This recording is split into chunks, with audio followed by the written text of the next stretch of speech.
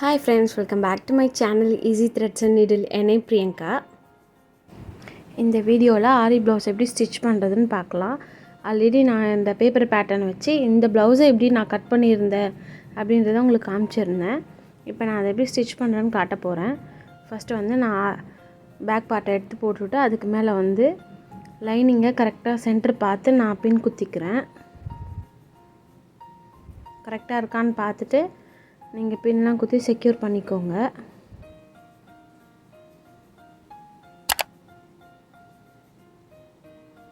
நல்லா அட்ஜஸ்ட் பண்ணி விட்டுட்டு அப்புறமா ஸ்டிச் பண்ண ஆரம்பிங்க. நான் இப்போ ஸ்டிச் பண்ணுறேன். கரெக்டாக எனக்கு வந்து மேலேயே தெரியுது எனக்கு இந்த ஜரி த்ரெட்டு, அது ஒட்டின மாதிரியே நான் ஸ்டிச் போட்டு எடுத்துக்கிறேன்.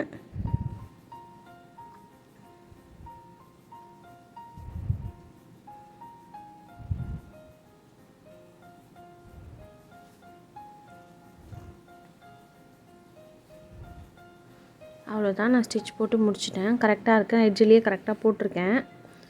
ஒரு வாட்டி செக் பண்ணிவிட்டு பாருங்கள், நீட்டாகவே ஸ்டிச் பண்ணியிருக்கேன். இப்போ நான் சுற்றி ஒரு 1/4 இன்ச் விட்டுட்டு கிளாத் கட் பண்ணி எடுத்துக்கிறேன்.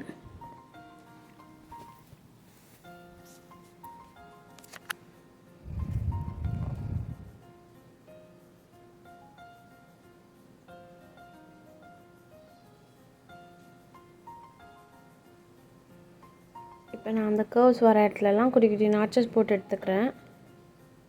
கட் பண்ணும்போது பார்த்து கட் பண்ணுங்கள். அந்த த்ரெட்டில் நம்ம ஸ்டிச் பண்ண த்ரெட்டில் படாமல் கட் பண்ணுங்கள்.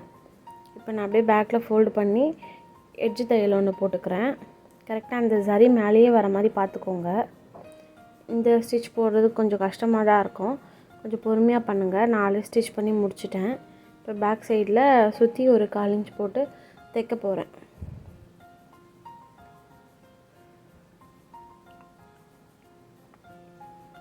எங்கேயும் சுருக்கம் இல்லாமல் கொஞ்சம் அட்ஜஸ்ட் பண்ணி தைங்க.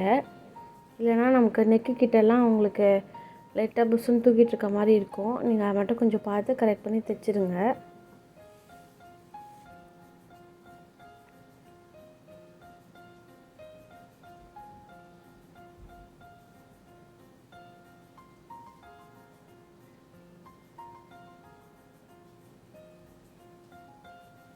கீழே மட்டும் 1/2 இன்ச்சில் ஸ்டிச் பண்ணுறேன். மற்ற இடத்துல எல்லாத்தையும் சுற்றி 1/4 இன்ச் மட்டும்தான் ஸ்டிச் பண்ணுறேன். உங்களுக்கு பார்த்தா தெரிஞ்சிருக்கும், ஏன்னா நான் கீழே வந்து மடித்து தைக்க போகிறேன். அதனால் எனக்கு ஒரு 1/2 இன்ச் இருந்தால் கரெக்டாக இருக்கும். நான் பேலன்ஸ் உள்ள கிளாத் அப்படியே வச்சு நான் மடித்து தைச்சிருவேன். தனியாக எக்ஸ்ட்ரா எனக்கு புதுசாக கிராஸ் பீஸ் கொடுத்து தைக்கணும்னு அவசியம் இல்லை. இப்போ நான் எக்ஸ்ட்ரா உள்ள கிளாத்தெல்லாம் நான் கட் பண்ணி எடுத்துக்கிறேன்.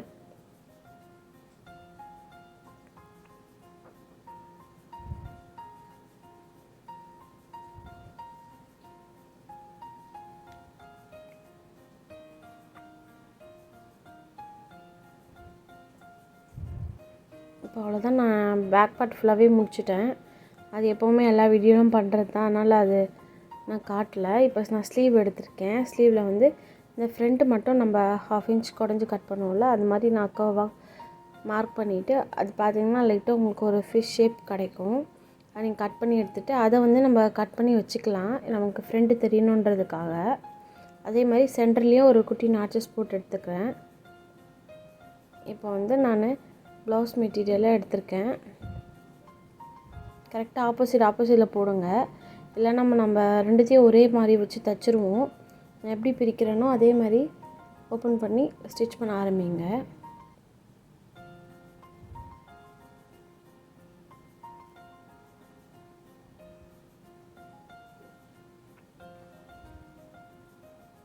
இப்போ நான் கீழே ஸ்டிச் பண்ணுறேன், 1/2 இன்ச்சில் ஸ்டிச் பண்ணுறேன்.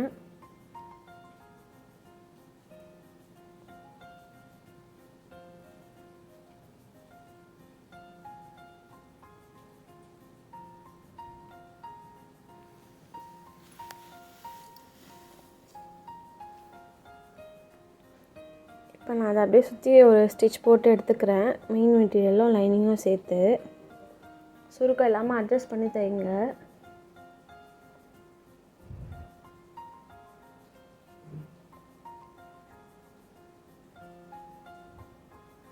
இப்போ நான் எக்ஸ்ட்ரா உள்ள கிளாத்லாம் கட் பண்ணிட்டா எனக்கு ஸ்லீவ் ரெடி ஆகிடும். கஸ்டமர் என்ன சொன்னாங்கன்னா, எனக்கு வந்து மெட்டீரியல் எடுத்து பேக் பார்ட்டும் ஃப்ரண்ட்டும் ஸ்டிச் பண்ணிவிட்டு நம்ம ப்ளவுஸ் மெட்டீரியலில் ஸ்லீவ் மட்டும் ஸ்டிச் பண்ண சொல்லியிருந்தாங்க. ஏன்னா அவங்களுக்கு ப்ளவுஸ்க்கு கிளாத் பார்த்தாது. அதனால்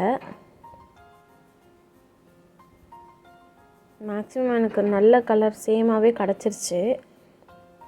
இப்போ நான் வந்து ஃப்ரண்ட் பார்ட்டை ஸ்டிச் பண்ண போகிறேன். ஃப்ரண்ட்டில் வந்து நான் நெக்கு வந்து கரெக்டாக பர்ஃபெக்டாக கட் பண்ணியிருக்க மாட்டேன். நீங்கள் அதை கட்டிங் வீடியோவில் பார்த்துருந்தா தெரிஞ்சிருக்கும். நான் இப்போ வந்து பேக்கில் என்னோடய ஷோல்டர் எவ்வளோ இருக்கோ அதை நான் மார்க் பண்ணிவிட்டு அதே அளவு நான் ஃப்ரண்ட்டில் மார்க் பண்ணிக்கிறேன். மார்க் பண்ணிவிட்டு ப்ளவுஸ் நல்லா க்ராஸாக இருக்க மாதிரி கரெக்டாக ப்ராப்பராக போட்டுக்கிறேன். நம்ம எப்படி மார்க் பண்ணியிருந்தோமோ அதே மாதிரி போட்டு கரெக்டாக அந்த சரிலேயே ஒரு ஸ்டிச் பண்ணி எடுத்துக்கிறேன்.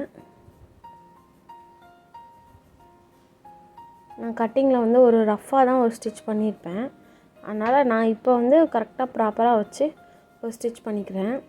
இது ஒன்று எடுத்துட்டா நம்ம இதை வச்சு இன்னொரு பக்கம் நம்ம கட் பண்ணிக்கலாம். இப்போ நான் 1/4 இன்ச் கிளாத் விட்டுட்டு சுற்றி கட் பண்ணி எடுத்துக்கிறேன்.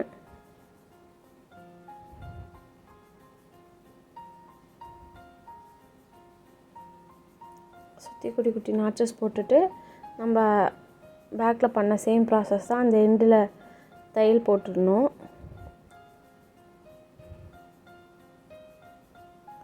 நீங்கள் பாருங்கள், ஒர்க்கு வந்து உங்களுக்கு ஆரி ஒர்க்கை வந்து இந்த ஃபினிஷ் பண்ணும்போது ப்ராப்பராக ஒரே லைனில் முடிஞ்சிருந்தால் அந்த எட்ஜில் கூட நீங்கள் போட்டுக்கலாம். நல்லா ஸ்ட்ராங்காக இருக்கும். எனக்கு வந்து அந்த பீட்ஸ் எல்லாம் இருக்கிறதுனால என்னால் போட முடியல. அதனால் நான் எட்ஜிலேயே போட்டுட்டேன். இப்போ நான் இதையும் நான் வந்து ரெண்டுத்தையும் ஜாயின் பண்ணி ஒரு தையல் போட்டு எடுத்துக்கிறேன். துணி மட்டும் கரெக்டாக அட்ஜஸ்ட் பண்ணி ஸ்டிச் பண்ணுங்கள்.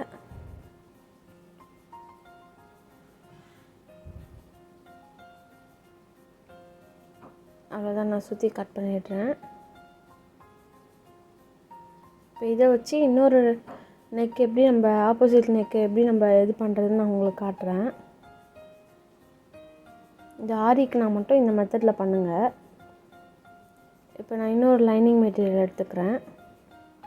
அப்படியே ஆப்போசிட்டில் நம்ம போடணும். உள் பக்கமாக போட்டுட்டு எல்லா பக்கமும் கரெக்டாக அட்ஜஸ்ட் பண்ணிவிட்டு உங்களுக்கு மேலே இருக்க நெக் அதே அளவுக்கு நம்ம கீழே மார்க் பண்ணி எடுத்துக்க போகிறோம். அவ்வளோதான், நமக்கு இந்த நெக்கும் கிடச்சிருச்சு.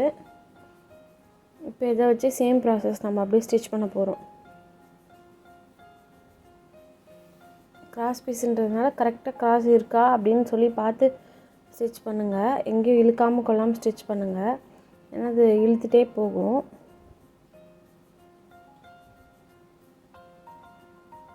சுற்றி கொஞ்சம் கிளாத் விட்டுட்டு நான் கட் பண்ணி எடுத்துக்கிறேன்.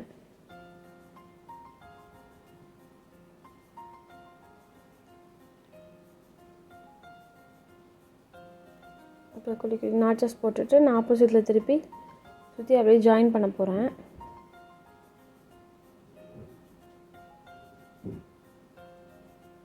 இப்போ நெக்கில் வந்து எட்ஜு தையல் போட்டுக்கிறேன்.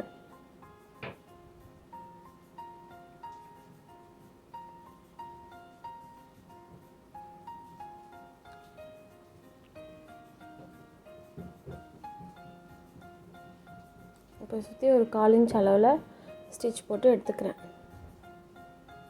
டாட் பிடிக்கிறது வந்து ரொம்ப ஈஸியான மெத்தடு. ரொம்ப ஈஸியாக நம்ம பண்ணலாம். அது எப்படின்னு உங்களுக்கு இதில் காட்டுறேன். இப்போ இவங்களோட அளவு பார்த்திங்கன்னா எனக்கு ஒரு 45 கிட்ட இருக்காங்க. இந்த மாதிரி அளவுக்கு நம்ம வந்து வித்து பார்த்திங்கன்னா ஒரு 1.5 எடுக்கலாம். கரெக்டாக நான் சென்டர் பார்த்து மடிச்சுட்டு ஃபஸ்ட்டு நான் வந்து அந்த 1.5 இன்ச்சை நான் மார்க் பண்ணிக்கிறேன். மார்க் பண்ணிட்டேன். ஹைட் பார்த்திங்கன்னா ஒரு 3.5 மார்க் பண்ணுறேன். மார்க் பண்ணிவிட்டு ஒரு க்ராஸாக ஒரு ஸ்டிச் போட்டு எடுத்துக்கிறேன். இப்போ நான் வந்து கீழே வந்து ஒரு 1/2 இன்ச் விட்டுட்டு பட்டி ஜாயின் பண்ணுவோம்ல, அதுக்கு ஒரு 1/2 இன்ச் விட்டுட்டு பேலன்ஸ் உள்ளதை ஈவனாக மடிச்சுட்டு அதுலேருந்து ஒரு 3 கிட்ட ஒரு ஸ்டிச் போட்டு எடுத்துக்கிறேன். மெயின் வந்து நம்ம 3 டாட்க்கும் இடையில ஒரு 1.5 இன்ச் கேப் இருக்க மாதிரி பார்த்துக்கோங்க. இப்போ 3ஆவது டாட் ரொம்ப ஈஸி. ஃபஸ்ட்டு டாட்டையும் செகண்ட் டாட்டையும் சேர்த்து பிடிச்சோம்னா நமக்கு ஒரு லைன் கிடைக்கும். அதை நம்ம ப்ராப்பராக வச்சிட்டோம்னா நமக்கு 3ஆவது டாட் கிடச்சிரும். கரெக்டாக நம்ம 1.5 இன்ச் கேப் விட்டுட்டு பேலன்ஸ் உள்ள லென்த்துக்கு நம்ம போட்டுக்கலாம். இதுக்கு எந்த ஒரு கால்குலேஷனுமே இல்லை, ரொம்ப ஈஸி தான். இப்போ நான் வந்து ஷோல்டர் ஜாயின் பண்ணிக்கிறேன்.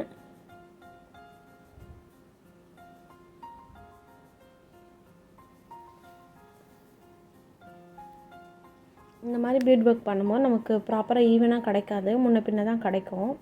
இப்போ நான் வந்து பட்டிக்கு வந்து துணி எடுத்து வச்சுருக்கேன். கரெக்டாக ஒரு போட் ஷேப்புக்கு அதை நான் கட் பண்ணிக்கிறேன். எங்கே நமக்கு டாட் வருதோ அங்கே மட்டும் ஒரு 1/2 இன்ச் உள்ளே டாட் வச்சுட்டு அப்படியே நீங்கள் அதை அப்படியே போட் மாதிரி கட் பண்ணி எடுத்துக்கோங்க.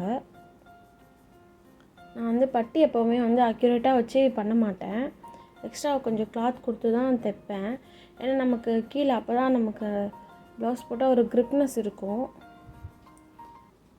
அதனால் நான் எப்போவுமே அக்யூரேட்டாக வைக்கிறது இல்லை. இந்த மெத்தடில் நான் ஸ்டிச் பண்ணிகிட்டு இருக்கேன். இப்போ மெயின் மெட்டீரியல் உள்ளே ஒரு சின்ன ஒரு லைனிங் கொடுத்துருக்கேன். அது கொஞ்சம் கம்மியாக தான் இருக்குது, அது ஒன்றும் பிரச்சனை இல்லை, நமக்கு சைடில் தான் இருக்குது. அதனால் இப்போ மேலே வந்து நம்மளோட லைனிங் வச்சு ஃபுல்லாக ஒரு ஸ்டிச் போட்டு எடுத்துக்கிறேன்.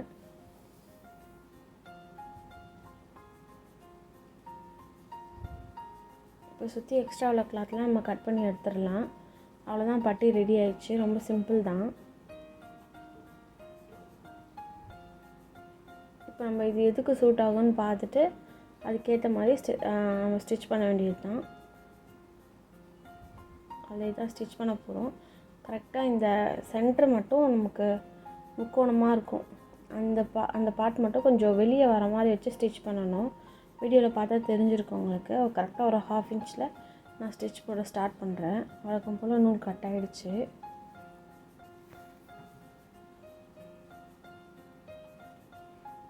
நம்ம டாட்டை மட்டும் லைட்டாக மடித்து விட்டுட்டு நம்ம 1/2 இன்ச்சில் ஒரு ஸ்டிச் போட்டு எடுத்துடலாம். அவ்வளோதான், நம்ம பட்டி ஜாயின் பண்ணியாச்சு. இப்போ நான் எக்ஸ்ட்ரா உள்ள கிளாத்தை எப்படி மடிக்கிறதுன்னு காட்டுறேன்.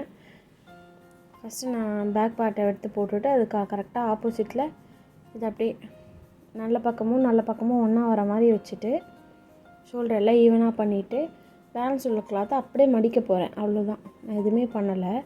கிராஸ் கட்டுன்றதுனால ரொம்ப இழுக்காதீங்க, ஜென்டலாக மூவ் பண்ணுங்கள். அதை அழகாக மடிச்சுட்டு நான் ஒரு பின் குத்தி வச்சுக்கிறேன் இந்த சைடு மட்டும். ஏன்னா என்ன தான் நம்ம மடித்து அதை டைட் பண்ணாலுமே அது உங்களுக்கு துணி மூவ் ஆகிட்டே இருக்கும். எனக்கு இதே மாதிரி ஹூக் சைடில் எந்த அளவுக்கு எனக்கு பட்டி தேவையோ அதையும் நான் மார்க் பண்ணிவிட்டு ஒரு ஸ்டிச் போட்டு எடுத்துக்க போகிறேன். அவ்வளோதான், நமக்கு பட்டி ரெடி ஆகிடுச்சு. இதே மாதிரி ஆப்போசிட்லேயும் ரெடி பண்ணிக்கலாம்.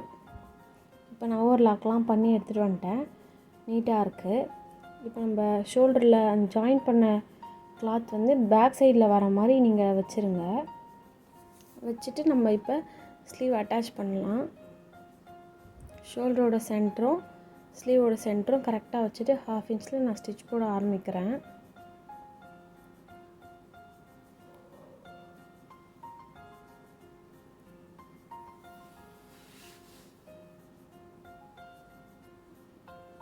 எனக்கு நூல் கட் ஆகிடுச்சு, அதனால நான் மறுபடியும் நூல் கோர்த்துட்டு ஸ்டார்ட் பண்ணிருக்கேன்.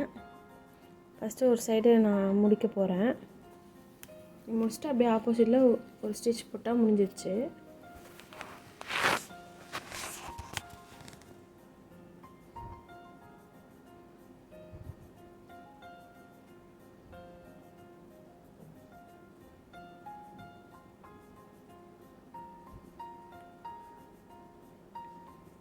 நீங்கள் ப்ளவுஸ் மெட்டீரியலில் கூட லைட்டாக இழுத்து ஸ்டிச் பண்ணிக்கலாம். ஆனால் ஸ்லீவை மட்டும் எக்காரணத்தை கொண்டு இழுத்துறாதீங்க, உங்களுக்கு ஷேப்பே உங்களுக்கு ஒரு மாதிரி மாறிடும். இப்போ நம்ம எல்லாம் முடிச்சாச்சு. ஃபுல்லாக இப்போ ஜாயின் பண்ண வேண்டியது தான்.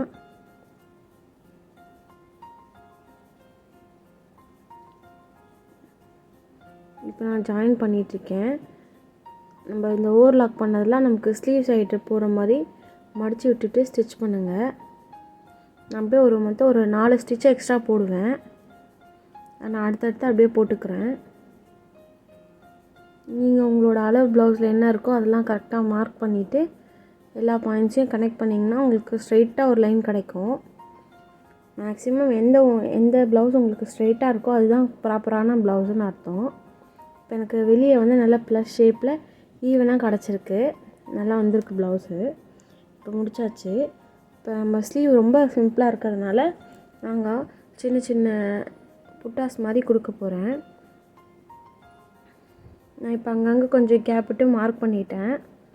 இதில் வந்து நம்ம பீட்ஸ் வச்சு ஸ்டிச் பண்ண போகிறோம். பெரிய பீடு ஒன்று எடுத்திருக்கேன், சுகர் பீடு ஒன்று எடுத்திருக்கேன்.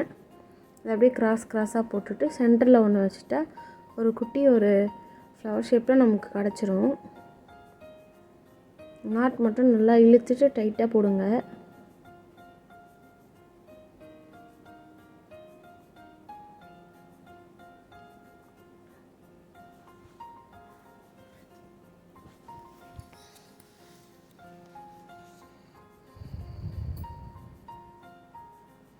இதே சேம் ப்ராசஸ் தான். எங்கெல்லாம் நமக்கு தேவையோ அங்கெல்லாம் மட்டும் இந்த புட்டாஸ் போட்டுட்டா ஒர்க் முடிஞ்சிச்சு.